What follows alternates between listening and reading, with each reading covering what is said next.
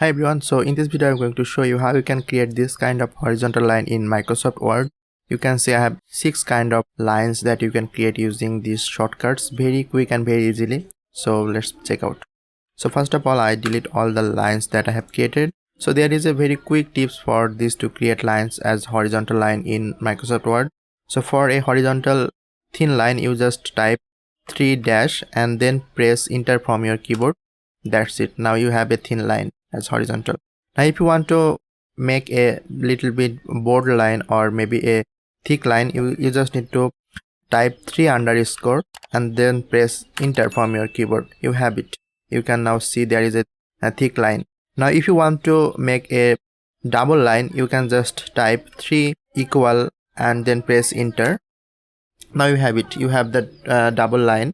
Now if you want to make a wave line, you can also do it. You can just enter 3 wave icon and then press enter. You have a wave line.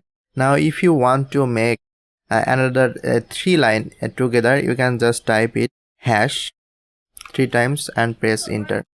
So now we have 3 lines at the same time. Now if you want to make a defined dotted line, you can also do that. You can just type 3 star and then press enter. So now you have dotted line.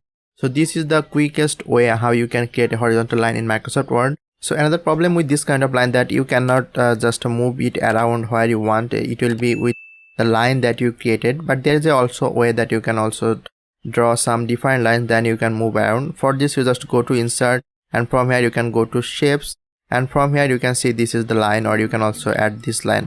So just select the line and you can just draw it like this. You can use shift from your keyboard to make it horizontal.